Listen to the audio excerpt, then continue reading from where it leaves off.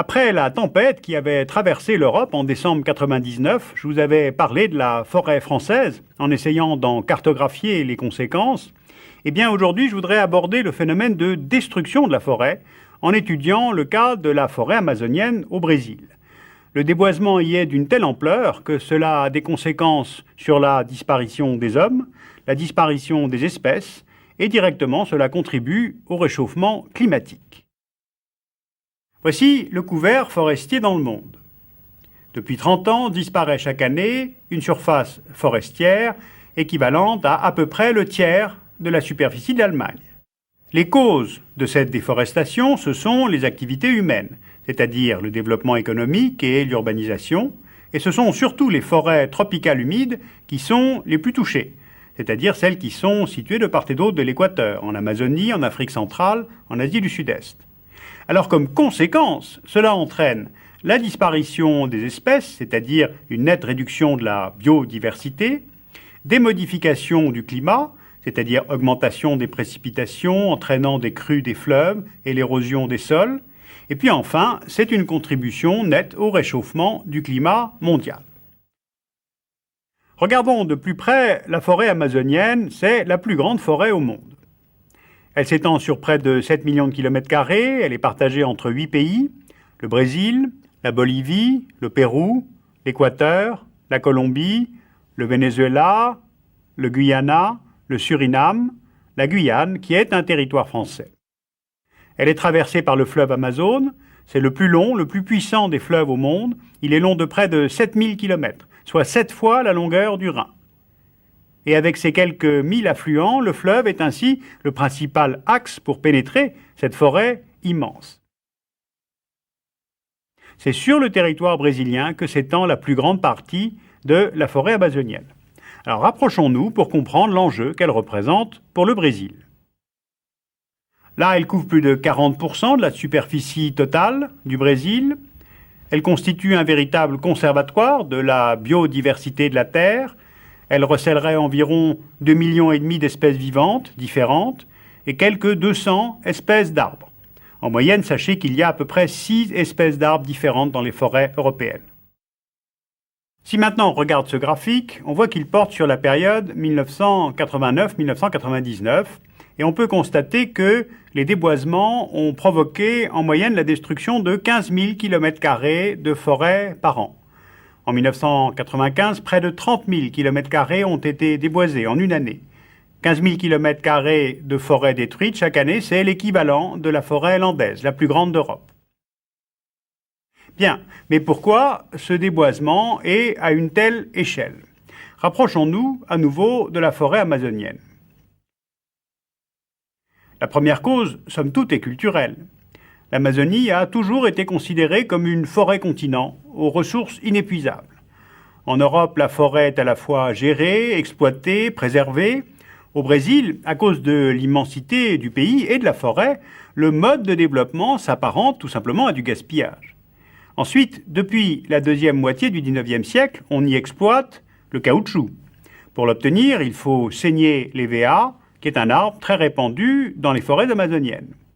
On y exploite aussi le bois, or cette industrie est destructrice, car pour une essence d'arbre correspondant à la demande du marché, elle abat en moyenne 7 arbres, souvent d'ailleurs sans respecter la législation brésilienne qui oblige les exploitants à replanter les arbres coupés.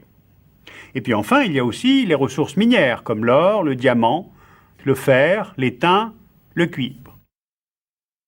La deuxième cause de déforestation est liée au phénomène du front pionnier, c'est-à-dire l'extension des Brésiliens à l'intérieur de leur propre pays. Les gouvernements brésiliens vont régulièrement favoriser le développement économique de l'Amazonie et son intégration au reste du pays. Or, cette politique d'aménagement de l'Amazonie passe avant tout par les routes. Elles sont le moteur du front pionnier. Et la percée de la transamazonienne, c'est-à-dire de la côte atlantique à la frontière avec le Pérou, a ouvert l'Amazonie à la colonisation des terres.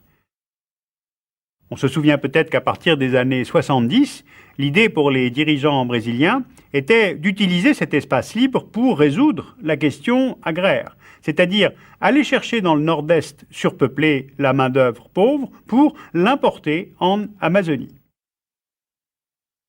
Ainsi, des zones de forêt ont été dégagées pour laisser place à des zones de pâturage, à des zones agricoles, contrôlées soit par des colons, des petits exploitants, soit par de grands propriétaires terriens attirés par les incitations fiscales de l'État brésilien.